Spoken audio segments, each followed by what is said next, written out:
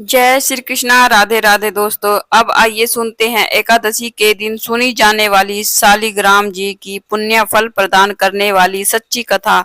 एक कसाई था सदना, वह बहुत ईमानदार था। वो भगवान के नाम और कीर्तन में मस्त रहता था। यहाँ तक कि मांस को काटते बेचते हुए भी वह भगवान नाम गुनगुनाता रहता था। एक दिन वह अपनी ही धुन में अर्थात भगवान के नाम को जपते हुए कहीं जा रहा था कि उसके पैर से एक पत्थर टकराया।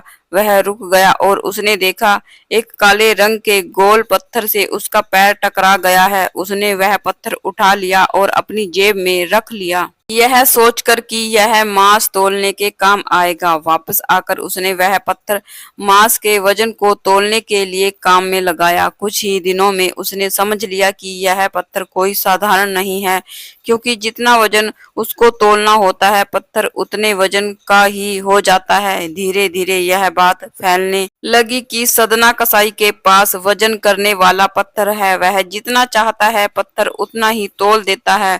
अगर किसी को 1 किलो मांस देना होता है तो तराजू में उस पत्थर को एक तरफ डालने पर दूसरी ओर 1 किलो का ही मांस तुलता है। अगर किसी को 2 किलो चाहिए होता है तो वह पत्थर 2 किलो के भार जितना भारी हो जाता। इस चमत्कार के कारण उसके यहाँ लोगों की भीड़ जुटने लगी। भीड़ इकट्ठा होने के साथ ही सदना के दुकान की बिक्री बढ़ गई। यह बात एक ब्राह्मण तक पहुंच गई। हालांकि वह ऐसी अशुद्ध जगह पर नहीं जाना चाहते थे जहां मांस काटता हो वह बिकता हो, किंतु चमत्कारी पत्थर को देखने की उत्सुकता उसे सदना की दुकान तक खींच लाई। दूर से खड़ा वह सदना कसाई को मांस तोलते देखने लगा। उसने देखा कि कैसे वह पत्थर हर प्रकार के वजन को बराबर तोल रहा था।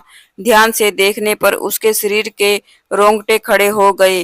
भीड़ के कम होने के बाद ब्राह्मण सदना कसाई के पास गया। ब्राह्मण को अपनी दुकान में आया देखकर सदना कसाई प्रसन्न भी हुआ और आश्चर्यचकित भी हुआ। बड़ी विनम्रता से सदना ने ब्राह्मण को बैठने के लिए स्थान दिया और पूछा कि वह उनकी क्या सेवा कर सकता हूँ। ब्राह्मण बोले, तुम्हारे इस चमत्कारी पत्थर को देखने के लिए ही मैं तुम्हारी दुकान पर आया हूँ। यह यूं कहिए कि चमत्कारी पत्थर ही मुझे यहाँ खींच कर तुम्हारी दुकान पर ले आया है। बातों ही बातों में उन्होंने सदना कसाई को बताया कि जिसे पत्थर समझकर वो मांस तोल रहा है वास्तव में वो शालिग्राम जी हैं, जो कि भगवान का स्वरूप होता है। शालिग्राम जी को इस तरह गले कटे मांस के बीच में रखना और उनसे मांस तोलना बहुत बड़ा पाप है। सदना बड़ी ही सरल प्रवृत्ति का भक्त था। ब्राह्मण की बात सुनकर उसे लगा कि अनजाने में मैं तो बहुत बड़ा पाप कर रहा हूँ। अनुनय विनय करके सदना ने वह शालिग्राम उन ब्राह्मण को दे दिया और कहा कि आप तो ब्राह्मण हैं, इसलिए आप ही इनकी सेवा परिचय करके इन्हें प्रसन्न करें। मेरे योग्य कुछ सेवा हो तो मुझे अवश्य बताएं। ब्राह्मण शालिग्राम शिला को बहुत सम्मान से घर ले गया। घर आकर उन्होंने श्री शालिग्राम को स्नान करवाया। तत्पश्चात पंच अमृत से अभिषेक किया।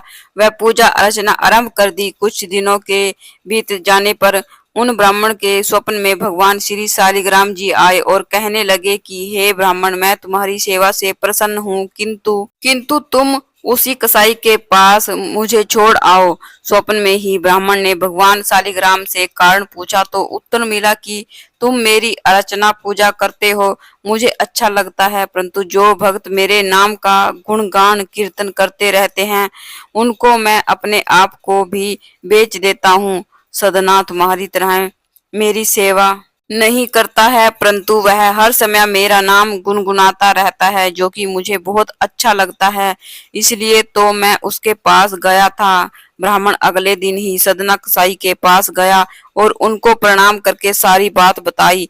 तत्पश्चात श्री शालिग्राम जी को उन्हें सौंप दिया। ब्राह्मण की बात सुनकर सदना कसाई की आंखों में आंसू आ गए। मन ही मन उन्होंने मांस बेचने खरीदने के कार्य को छोड़ देने की सोची और निश्चय किया कि यदि मेरे ठाकुर जी को कीर्तन पसंद है तो मैं अधिक से अधिक समय नाम कीर्तन ही करूंगा। तो ऐसे हैं हमारे भगवान श्री शालिग्राम जी। भगवान तो बस भाव के भूखे हैं, जहाँ भाव होता है वहीं भगवान होते हैं। एक बार प्रेम से बोलिए श्री शालिग्राम भगवान की जय। तो फ्रेंड्स, अगर आपको कथा अच्छी लगी है तो श्री शालिग्राम भगवान की जय कमेंट बॉक्स में जरूर से लिखें। तो फिर मिलते हैं एक और नई कथा के साथ।